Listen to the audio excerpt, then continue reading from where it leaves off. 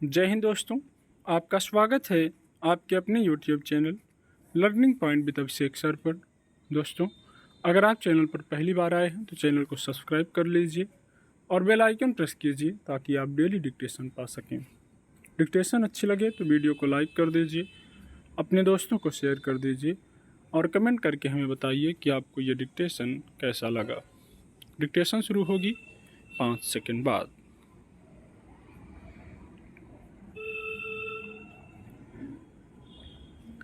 जब भी कोई फरियादी अदालत में पहुंचता है तो आमतौर पर उसका प्रयास विपक्षी को हराने और सबक सिखाने का होता है। इस तरह वह कई झूठे आरोप भी लगाता है। वैवाहिक विवादों में यह प्रवृत्ति कुछ अधिक दिखाई देती है। पति और पत्नी के बीच का मनमुटाव और रोज का कलह जब असहनीय हो जाता है और संबंध विच्छेद के लिए महिला या उसके परिजन अदालत का दरवाजा खटखटाते हैं तो अक्सर उसमें दहेज उत्पीड़न, यौन शोषण, हिंसक व्यवहार, क्रूरता, विवाहेतर संबंध आदि के आरोप लगाए जाते हैं। चूँकि कानून की इन धाराओं में पुरुषों को कड़ी सजा का प्रावधान है, दहेज उत्पीड़न में पुरुष के परिजनों को भी सजा दी जा सकती है।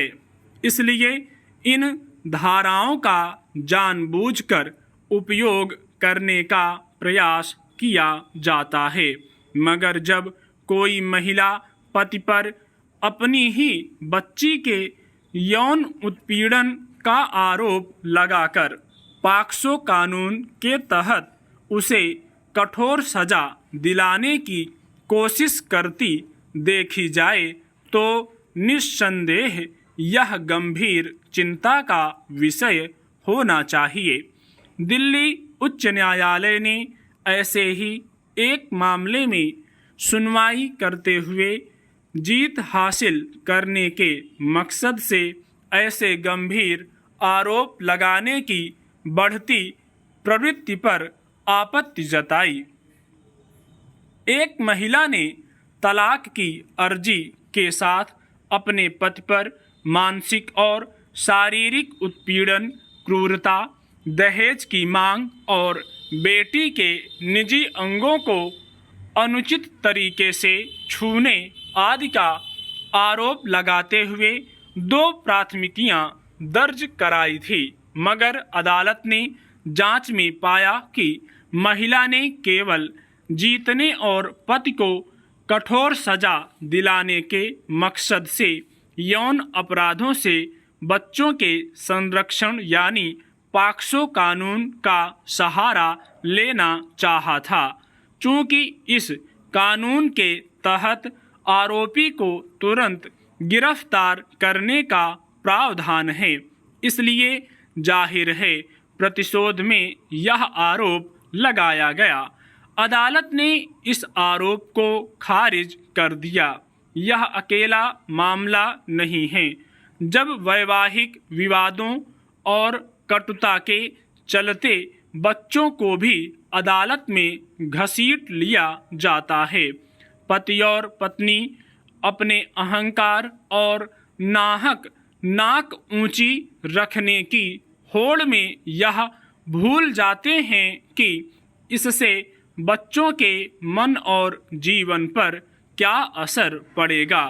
विचित्र स्थिति तब हो जाती है जब किसी बच्ची की तरफ से उसके पिता पर ही यौन उत्पीड़न का आरोप लगाया जाए।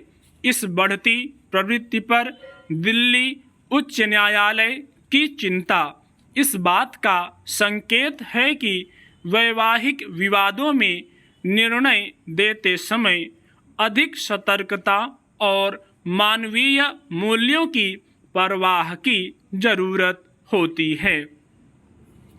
दहेज प्रताड़ना के बढ़ते मामलों के मद्देनज़र जब दहेज निषेध कानून बनाया गया था तब उसे भी काफ़ी कठोर रखा गया था, मगर बाद में अदालतों ने पाया कि कई महिलाएं इस कानून का दुरुपयोग कर रही हैं, तो अदालतों ने इस मामले में सुनवाई को लेकर सतर्कता बरतनी शुरू कर दी।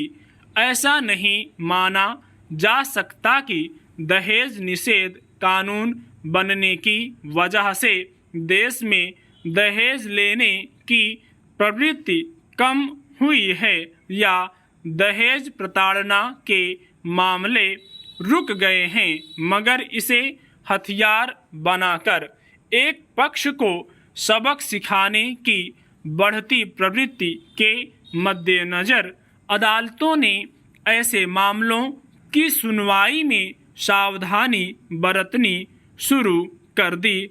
स्टॉप।